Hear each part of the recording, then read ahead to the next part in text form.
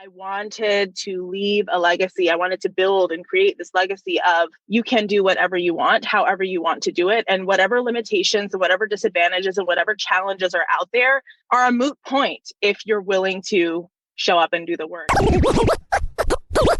This is Your Kick-Ass Life podcast, episode number 379 with guest Chelsea Stevenson. This is the Your Kick-Ass Life podcast with Andrea Owen. A no BS guide to self-help and badassery. Because ladies, let's face it, life's too short for it to not kick ass. And here's your host, the girl who serves it up straight with a side of crazy, Andrea Owen. Hey there, ass kickers. Welcome to another episode of the podcast. I am so glad that you are here. It is the middle of March, so spring is officially around the corner, which makes me oh so happy and excited. And I have one quick announcement coming up this spring.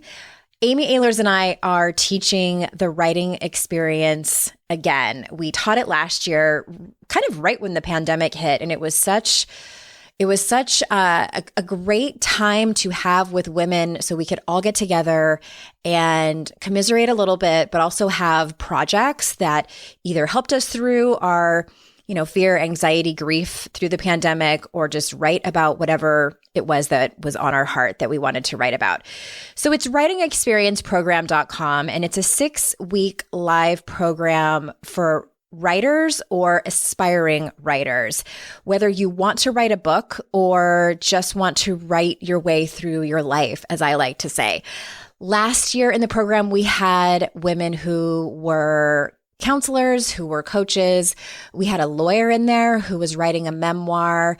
We had entrepreneurs, we had 9-to-5ers, all different careers. So I don't want you to think this is only a group for coaches who want to write books. Definitely, if that's you, check it out. But it's really for anyone who wants to know the ins and outs of the publishing industry. What does it take to get a book deal? If you want to self-publish, we have amazing guest speakers who are experts on that, and we can help you through that.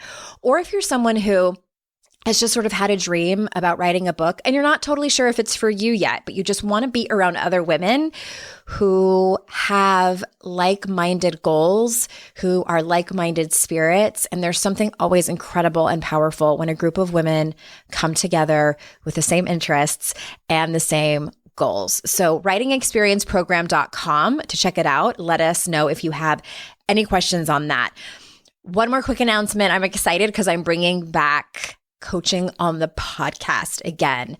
It's been a minute since I've done that, and we have an episode for you next week. So stay tuned for that. I got all hot and bothered over it. I had to stand up in the middle of the podcast with Melissa, who is a listener and came on the show. So that's coming up next week. But for this week, I have an incredible guest for you today. Chelsea is here. Let me tell you a little bit about her. Chelsea Stevenson is a professional henna artist, business strategist, and homeschooling mother of 3. She employs henna as her medium for encouraging self-celebration and empowerment at her 5-star henna boutique. She believes above all things that there is power in the legacy we leave, and that this legacy is built every single day. So without further ado, here is Chelsea. Chelsea, thank you so much for being here. Hi, thank you so much for having me. I'm so excited. I am excited too. And originally when my friend, our mutual friend, Sarah Dean said, I think you should meet Chelsea Stevenson and have her on your show. And I went to your website and I'm like, this is the most niche industry I think I've ever had someone on or even known. So you help people build their henna business, right? That's right. Yeah. Okay. Which I didn't bring you on to like teach people how to do that. So people who are like, that's not me. No, please stick around. We're going to have a great conversation, I promise. But I am curious just about henna in general, because this is something I know almost literally zero about, just that it looks beautiful. So can you give us like a kind of a crash course? Like, where did henna originate? Why do you think it's so popular in the United States now? Like, tell us everything, but not everything, if you know what I mean. henna is a plant, and this plant has like a naturally occurring dye within its leaves. And it's been used for thousands and thousands of years. It originated in Africa, and it made its way all across Africa and South Asia and into the Far East and so forth. And regardless of where you find it in the world, henna is used as a medium to create art, especially on the body, or even, on hair, on nails, to serve either in celebration of something or for self-care. And so I'm starting to see over the years, I've been a henna artist now for 10 years, but I'm seeing henna become more mainstream, at least here in the US, definitely as women are looking for new ways that they can experience self-care. They're kind of tired of like the old, hair, nails, basic, whatever. And don't want to commit to like a permanent tattoo. Yeah. Yeah. And so you see celebrities like, Madonna had henna, you had Beyonce with henna, you have like all these celebrities who are doing it. And then all of a sudden everyone started to catch the itch for it. So wow. And apparently it's a lucrative business, or you wouldn't be teaching people how to how to create their own. So that's amazing. I love hearing stories like yours, because to me that says, you really can niche down that much if you do decide to be an entrepreneur. And I know some people listening like to have side hustles, and they're like, I don't know if anybody's going to buy it. And I feel like this is a great example, because I would have even never thought like, well, henna, maybe, but okay, you proved me wrong. I love that. For me, that's exactly how it started out. Henna was, it didn't start out as a side hustle. That's like, we can get into that. But I had henna as a side hustle, for quite a while as I was working, my 9 to 5. And then it was about 3 years into that business that I decided I will go full time, which even, for me at that point, I wasn't aware of people who were making full-time income as a henna artist. And so I kind of, just paved my own way, and I learned a lot. And now I get to spread that knowledge with other people. And it's really amazing. It sounds amazing. And speaking of amazing, you said something on Sarah Dean's podcast that really jumped out at me. And you were talking about how you are building your own table instead of taking a seat at the table that already exists. So can you talk to us more about that? How have you been able to create this life that you have? And you're also a homeschooler of 3 children that's uniquely yours. And tell us about that. Oh gosh, there's so much in that experience, honestly. So for me, growing up as a Black woman in America, like I'm Black, I'm Muslim, I'm like I'm a Spanish speaker, like I'm every minority that you would check. And being a multiple minority, I've become acutely aware of the things that stand in my way.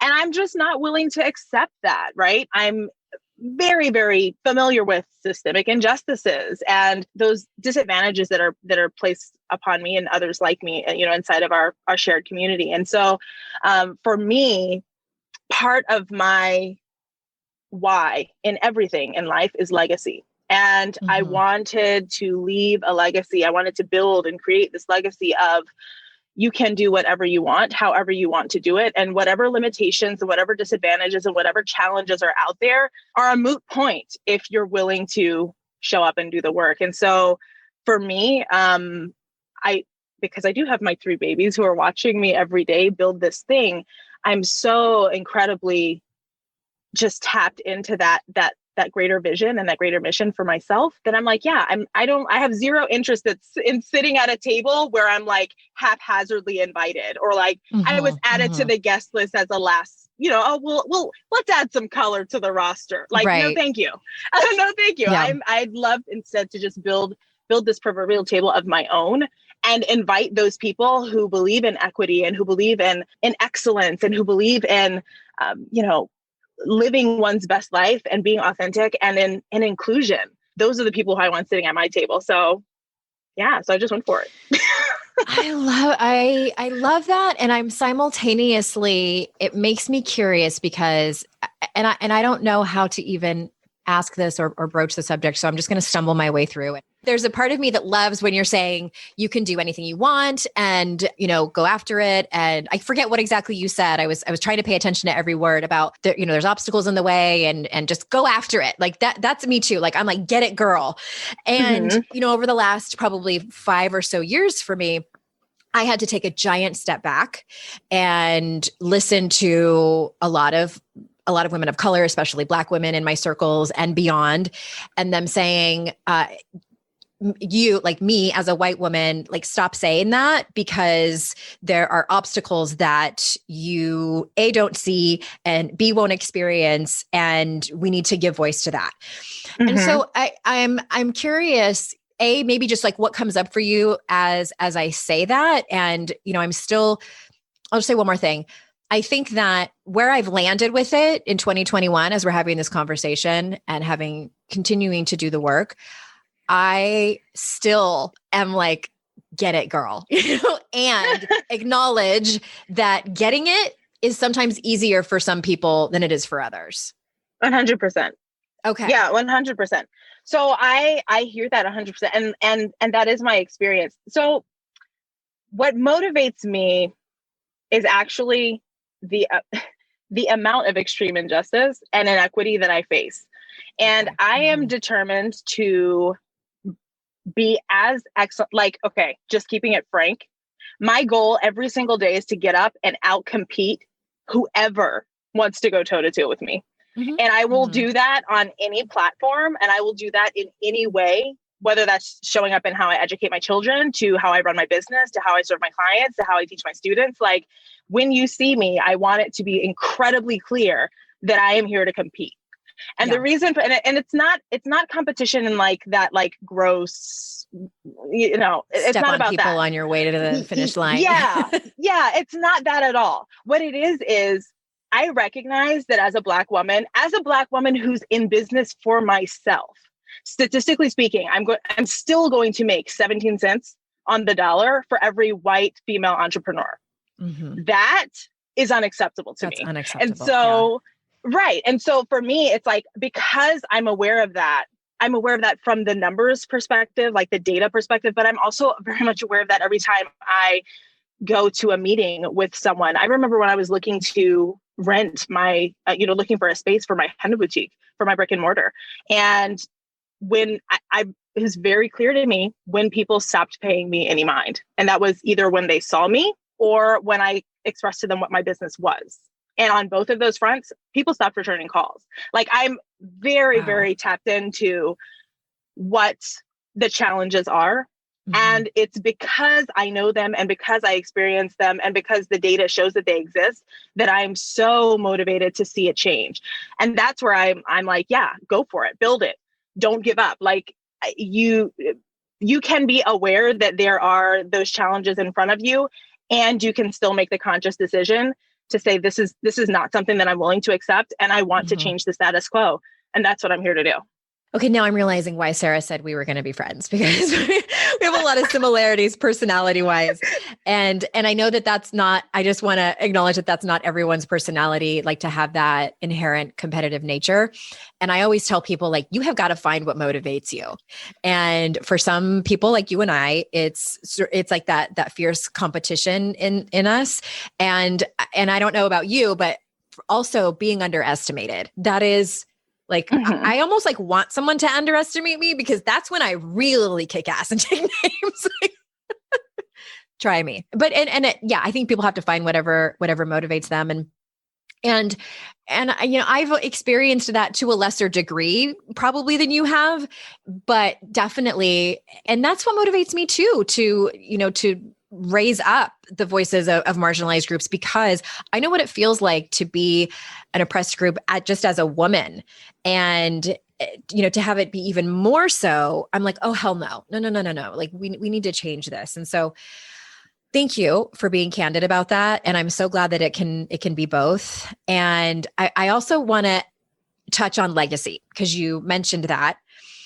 And before I ask you the question, I want to give you a moment to speak, because I just talked a lot. And like, did you want to respond to that at all? Or can we move on to legacy? Oh no, let's go. Let's go. Let's do it. Yeah. Well, and I love that you believe in the power in the legacy that we leave, if I heard you correctly. And so tell us more about what legacy means to you and why it's so important to you. Oh, absolutely. So legacy for me is leaving the world better than we found it. Right. That is being successful in whatever that looks like to you, because that's very, very subjective and very personal. But being successful, and within that success, bringing other people along with you. For me, I think about legacy in the context of, the example that I leave for my children, how I prepare them to engage with the world, how I prepare them to serve the world as well. And, in my clients and in my students, that looks more like, creating spaces within which they can feel empowered, or they can identify their own empowerment. And I want to take a second here and just pause and say, I use those words specifically. Oftentimes you'll hear people say things like, I empower women too. And I have a bone to pick with that. Like, I don't believe that we empower anyone to do anything. They must empower themselves. And as leaders, our job is to create the container, or the framework, or the spaces within which they can feel comfortable to lean into that power, right? So for me, legacy is, creating those spaces and providing the resources and providing the support for those clients, or for those students, or for whoever it is that I'm working with at the time, to lean into their own self-empowerment.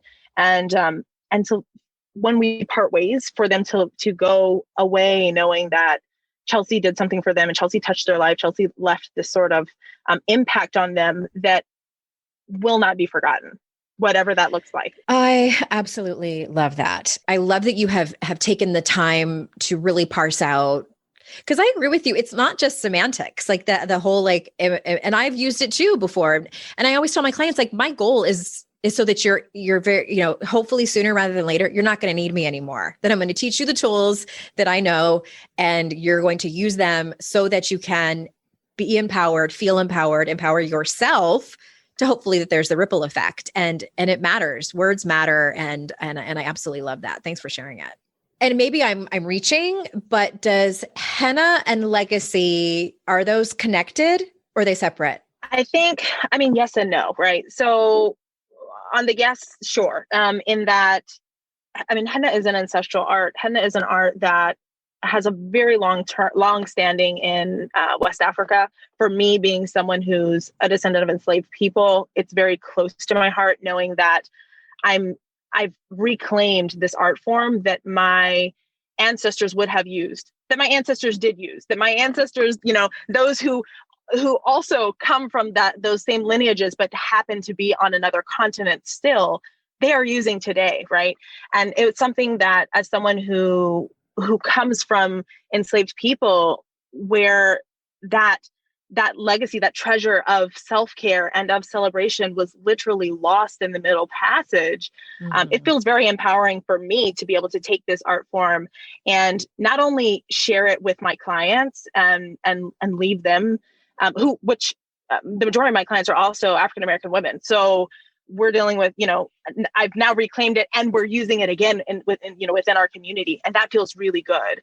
And then, of course, to be able to take that craft and monetize it as well, like, that's super empowering when you think about just the financial impact. But beyond that, for me, henna is truly, it's just the means to the end. Henna is the medium through which I'm having conversations, whether that's over the table as I'm creating designs for my clients at the Henna Boutique, or whether that's me in group coaching with my students, explaining to them how they can build their businesses. It's the means to the end. For me, the legacy is in the exchanges that we're having, and the conversations that we're engaging in, and these women, seeing them open up and start to perhaps interrogate things about themselves and the world around them, and the way they see themselves, and things like this. Like, that's where the legacy, I think, is formed. And henna just provides me the space to do that.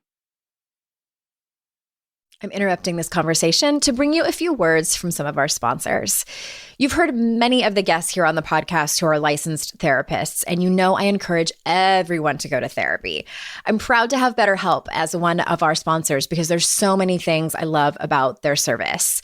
When you sign up for BetterHelp, they'll assess your needs and match you with your own licensed professional therapist. You'll get timely and thoughtful responses, plus you can schedule weekly video or phone sessions. It's more affordable than than traditional offline counseling, and financial aid is available. Their licensed professional counselors specialize in things like depression, stress, anxiety, relationships, sleeping, trauma, anger, family conflicts, LGBT matters, grief, self-esteem, and their service is available for clients worldwide. I want you to start living a happier and more fulfilling life today. As a listener, you'll get 10% off your first month by visiting our sponsor at betterhelp.com/kickass. Join over 1 million people who have taken charge of their mental health. Again, that's betterhelp, HELP.com/kickass. 2020 was a lot, right? And we could all benefit from less stress and more sleep in our lives. One of the things that helped me profoundly in 2020, and even well before that, was the Calm app. Calm has a whole library of programs designed for healthy sleep, like soundscapes, guided meditations, and over 100 sleep stories narrated by soothing voices like Stephen Fry, Kelly Rowland, and Laura Dern. My favorites are under the meditation section, and it's the emotions category. There's meditations for easing depression, anxiety, for staying on track, mindful eating, and so many different helpful meditations. Over 85 million people around the world use Calm to take care of their minds and get better sleep. And when you relieve anxiety and improve sleep, you feel better in every part of your life. I'm so excited to partner with Calm because for listeners of this show, Calm is offering a special limited time promotion of 40% off Calm premium subscription at calm.com/kickass. When they told me 40% off for my listeners, I was like, dang, that is a great deal. I'm so grateful for that. It's 40% off unlimited access to Calm's entire library, and new content is added every week. Get started today at calm.com/kickass. That's calm.com/kickass. And thank you for supporting our sponsors because that in turn supports this show. You mentioned values very briefly, and that's another topic I talk about ad nauseum. And so tell us in your words, how can a woman live sort of unapologetically and honor her values? How do you speak to that? Ooh, that's such a good one. Okay. So for me, that looks like identifying what you want, right? Like it has to start there. We live in a society where women specifically, we're not socialized to acknowledge our desires. We're not socialized to acknowledge our wants in any way, whether that's, our dreams for the future or what we want to eat or what clothes we want to wear. Like even sexually in the bedroom. Mm-hmm. Oh my gosh. Yes. We're not socialized to acknowledge those things, let alone to speak them, let alone to live them out loud. This looks very much like one, acknowledging what those wants are, and then beginning to lean into them. And when we do that, I think we give ourselves, not only do we give ourselves obviously the permission to explore them further. And with that exploration, you really come to define what it is that's unique about you and what makes you the wonderful and amazing person, human being that you are, and why the world needs you. But it also makes space for the people around you who are witnessing that sort of development to do the same for themselves. And so it really is a ripple effect. And even there, you see legacy start to come into play, right? Where we're influencing those around us just by saying, okay, this is who I am and this is what I like, or this is what I want. And I'm willing to own that without, consideration of someone else's judgment or opinion. Those are all moot points, right? So hopefully the ripple effect is positive. Hopefully so. It isn't always. Yeah, it isn't always. And I want to just acknowledge that really quick. I'm thinking, I often, when my guests are talking, I think about I wonder what my listeners are asking right now, about their own lives. And I think that sometimes, not always, and I don't know the stats on this, but when people, like the people that listen to this show and read self-help books and they start to change or even they start to want to change and take some action, sometimes the people in their lives don't like it.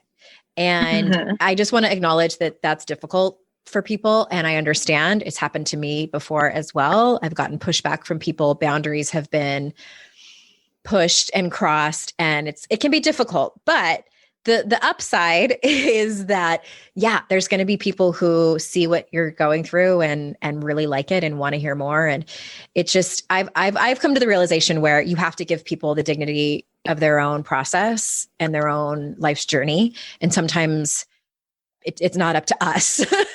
I think more often than not, it's not up to us. And change can't really be prescribed. It has to be. Anyway, I went off on a little bit of a tangent there in case anybody was wondering about that. I am with that 100%, and that is just it, right? All of our decisions, right? All of our decisions, all of the actions that we take and the words that we say, they're all powerful. And we have to own that, right? So whether you are, for me, when I think about leaning into one's desires, of course, and when you think about the ripple effect, to that end, even more, like we also must be responsible for the things that we say and the actions that we take and how they impact the world around us. For me, I also, I like to be, while I'm cognizant of the impact that I'm making on the world around me, right? Obviously, I want the effects of my actions to be positive.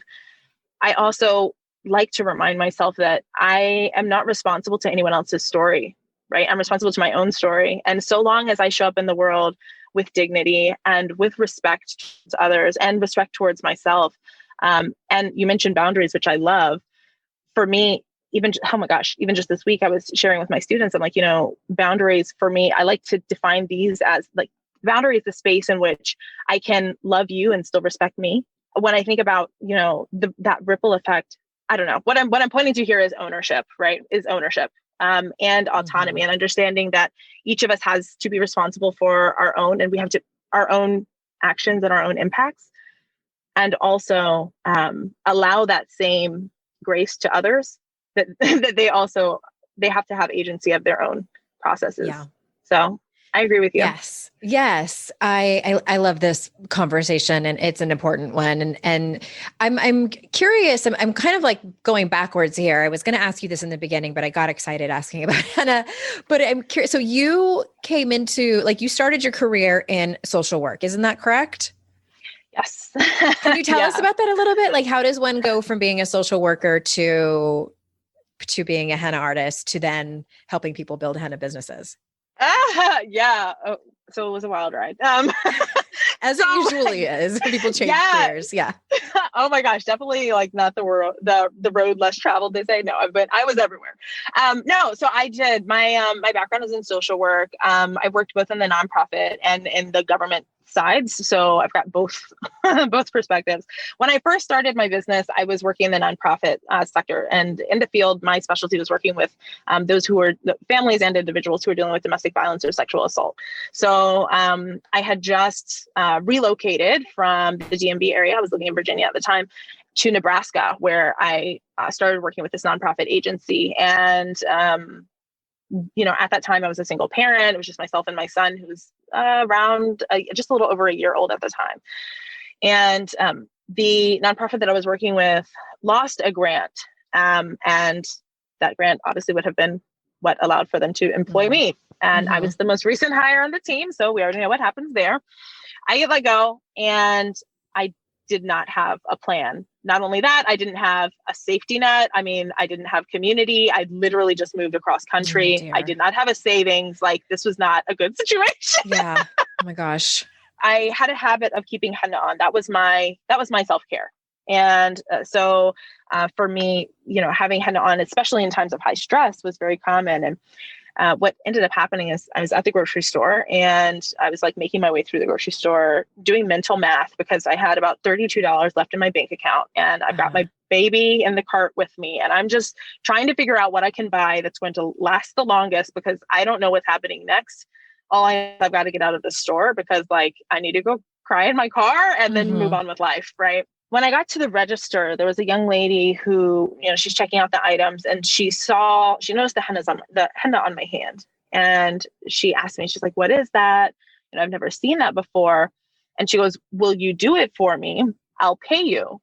And when she said that, it was like the clouds opened. And it's like, here's the idea of this. Okay.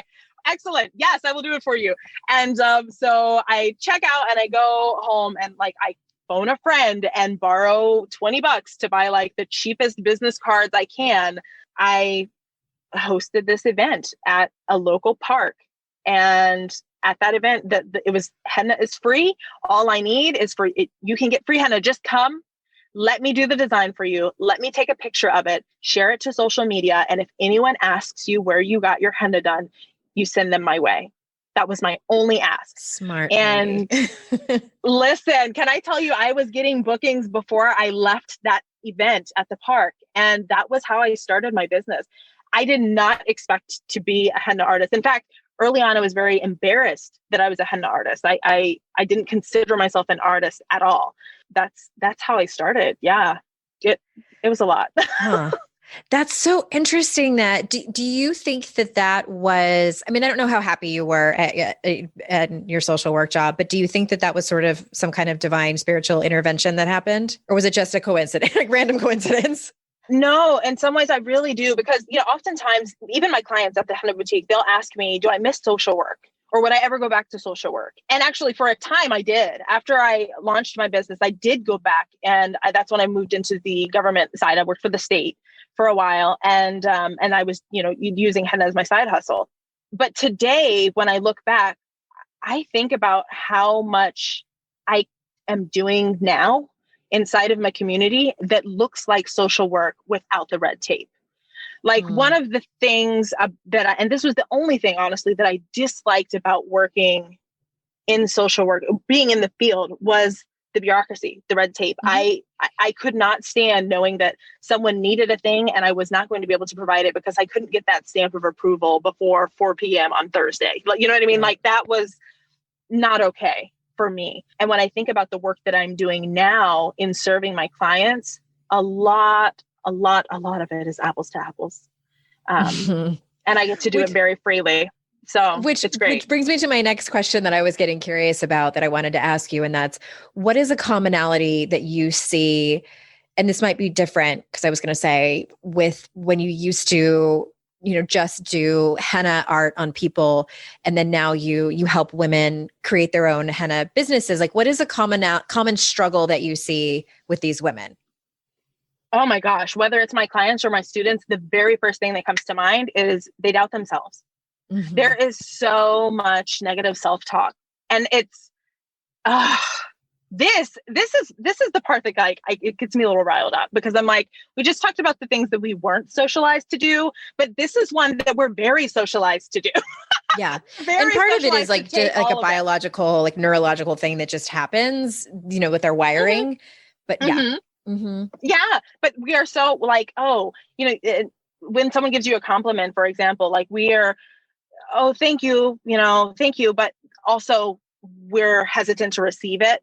Versus right. If someone gives you a criticism, that's the thing that will keep you up until 2 a.m. Right? Yes. It's like negativity bias. Mm-hmm. Right. Like, why are we like this? Why must we be this way? I don't know. I know the science, I geek out on this kind of stuff, but I forget what science, maybe the jury's still out as to why we have a negativity bias. And I can't remember. I've probably had someone on who's way smarter than me who's told me why. Probably it's I think what it all comes down to is some kind of survival mechanism that was super useful back in like the quote unquote caveman days when our lizard brain mattered, and now it doesn't. Right. Now that I wish there was a magic pill. Oh, you and me both. Can you imagine the impact on the world if more women had like just I won't even call it the wherewithal. It really is like the audacity to step outside of that negativity, of that bias, of that fear. Oh my gosh, how much could we accomplish? I saw a meme floating around, I don't know, a year or so ago that said if women, it might have been over the summer when tensions were really high with race relations and after the murder of George Floyd. And it said something like, if women took all the energy they used to lose weight their entire lives and put it towards ending racism, the world would be a better place. Maybe it said white women. And I was like, ooh, yes. Yeah. And I mean, that could be with really so many different things, like the energy that we put towards, picking apart our bodies. We put that towards the, self-acceptance and self-trust and self-expression. The world would change. Absolutely. Absolutely. Within I'm a on single it. generation. I mean, Yeah. listen, you and me both. You and me both. I'm like, these are the same things to-do that keep list. me up at night. Yes, absolutely. Oh my Yeah. gosh. Yes. And I'm so grateful to see. I had a woman on who wrote a book she wrote a couple of books, and one of them that was specifically on negotiations in the workplace. And I asked her, and so she's older than me. I don't know what generation she's, either an older Gen X or a young baby boomer. And I asked her, like, in your research, are you seeing that millennials and Gen Z women are negotiating more and asking for more raises and are better with their relationship with money? And she says yes and no. She said that they know that it's a problem, whereas the older generations, just generally speaking, didn't.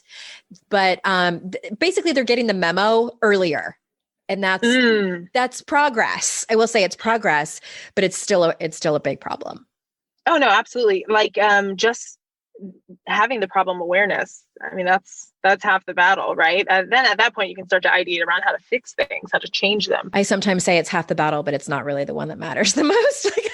Yeah, I agree. You can't stop there and be like, look at what I did. I often stop there just at self-awareness. P.S. everybody.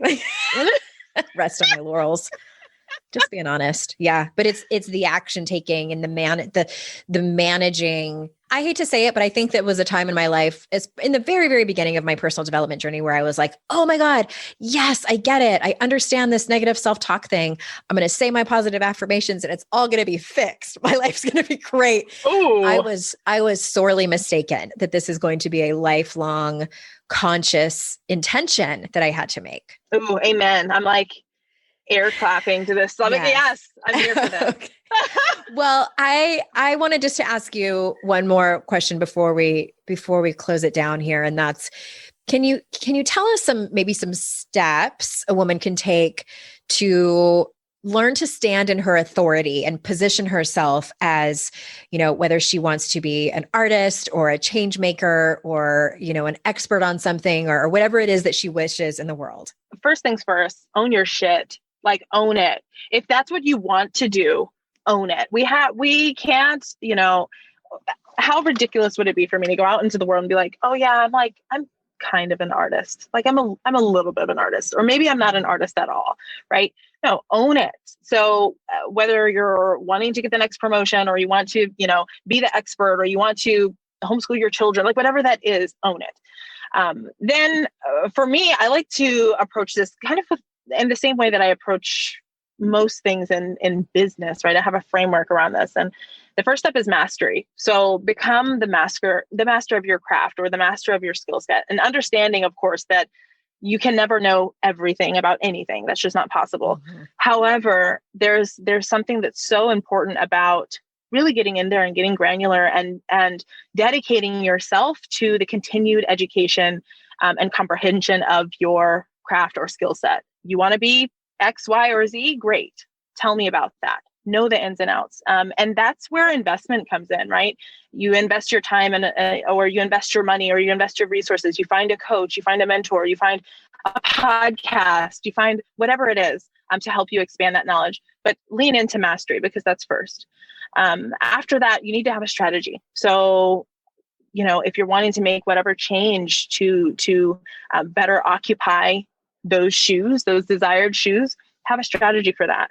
Oftentimes we will dream about doing a thing and then it gets no farther than that. Or we buy the pretty planner, right? And we put all the things down, but then we don't actually take the actions that are going to move us from step A to step B. And I strongly believe that, our actions have to be well aligned with our aspirations. So build a strategy around it. And then the last part is execution. So once you've got that plan in place, once you have that strategy in place, then take the steps. And sometimes that's really scary, and that's okay.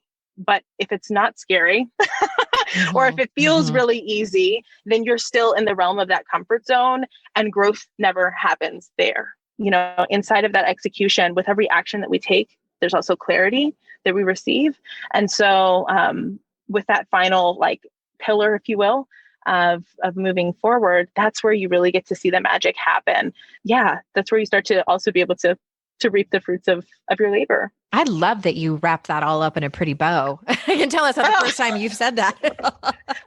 It is, it's my framework. I really believe that this works. What works for me, and hopefully it serves your audience as well. Yeah, I mean, I agree with everything that you said. And I love your energy, and you are just a gift to the world. And where can people find you if they want to get more of Chelsea? If you're in the Baltimore area and you'd like to get henna done, you can find me at Cardamom and Clove Henna. But if you're anywhere else in the world and you want to hang out, you can find me just about everywhere at Hennapreneur or hennapreneur.com. Hennapreneur.com. Chelsea Stevenson, thank you so much for being here. And listeners, I am so grateful for your time. I know that it's very, very valuable, and I am incredibly, incredibly happy that you choose to spend it with me and my guests. And remember, it's our life's journey to make ourselves better humans, and our life's responsibility to make the world a better place. Bye, everybody.